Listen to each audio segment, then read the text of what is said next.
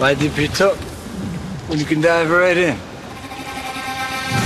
Why let things simmer when you can cook up a storm? Why live life in half measures when you can live it to the brim?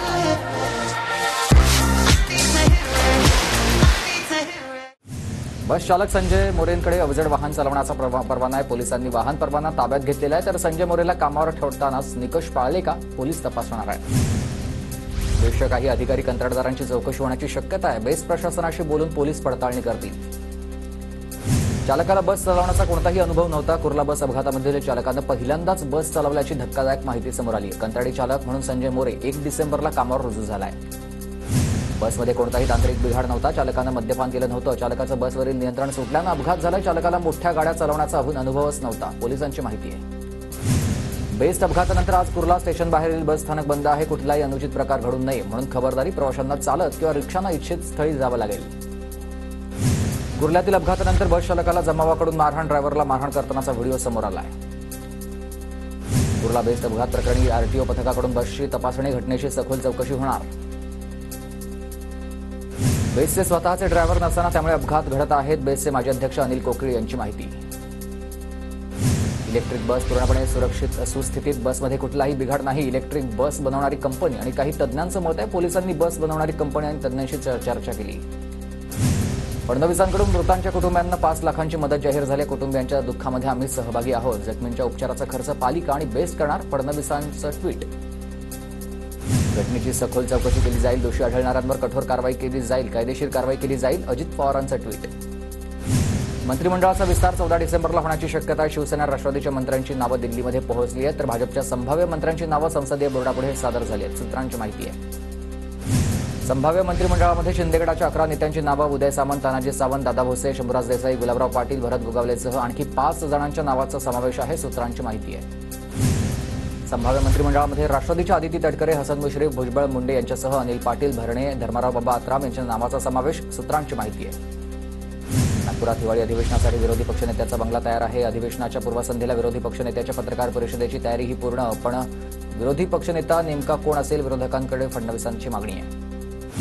Sharad Pawar आणि अरविंद केजरीवाल यांच्यामध्ये आज सायंकाळी बैठक होणार. ममता बॅनर्जी यांच्याकडे India आघाडीची कमान देण्याबाबत चर्चा होण्याची शक्यता आहे. सूत्रांची माहिती आहे. शरद पवारांच्या दिल्लीमधील निवासस्थानी पराभूत उमेदवारांची बैठक पार. थोरातांसह पुण्यातील मवियाच्या पराभूत उमेदवारांची बैठक. शरद पवारांच्या दिल्लीतील घरी ईव्हीएम संदर्भात महत्त्वाची बैठक होणार आहे. केजरीवाल, अभिषेक मनु सिंघवींच्या उपस्थितीत बैठक होणार. सूत्रांची माहिती. संध्याकाळी बैठक होणार आहे. ईव्हीएमबाबत शंका असणारे सर्वजण लढत आहेत. तर ईव्हीएमबाबत पवार, ठाकरे, राहुल गांधींनी एकत्र भूमिका घ्यायची ठरवली. राऊतांचं विधान.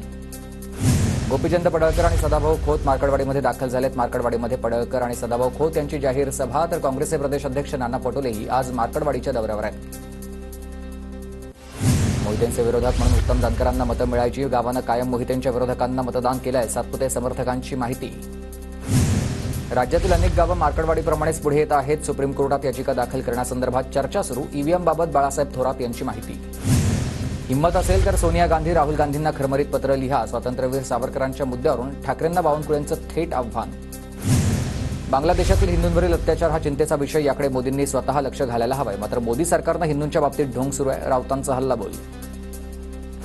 बीडच्या परळीत बांगलादेशातील हिंदूंवर होणाऱ्या अत्याचाराविरोधामध्ये बंदची हाक. बंदला व्यापाऱ्यांचाही पाठिंबा. राणी लक्ष्मीबाई टॉवर चौकामध्ये निषेध.